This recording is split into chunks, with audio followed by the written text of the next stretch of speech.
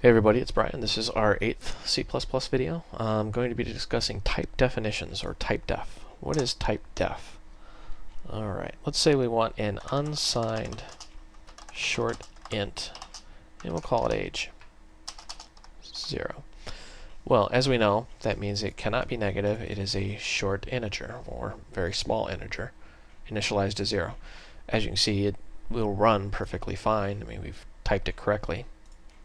So, what's a type def? Well, let's imagine you want a couple of these. Whoops, got a little ahead of myself here. And we'll just call it A, B, C, and you guessed it, D. Well, that's a lot of copying and pasting. Now let's say we want to go back later and we want to get rid of the unsigned because we want to make these negatives. Well, then we've got to go back and delete unsigned out of each one of these. There's a simpler way, and I'm going to show it to you. It's called TypeDef. Type DEF.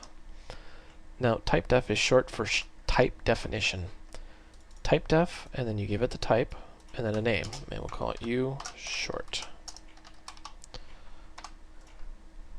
Now, what we're doing is we're creating an alias. So we're saying uShort is an unsigned short int. So we can actually replace all of these with uShort, and any additional ones we want to create, we can just type uShort.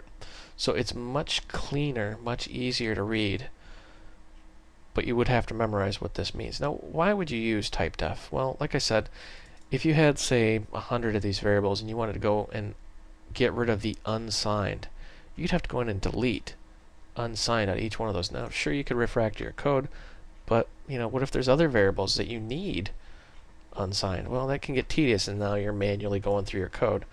Let's compile this just to show you that it runs. So if you wanted to make that change with TypeDef, you would just delete it out of the definition.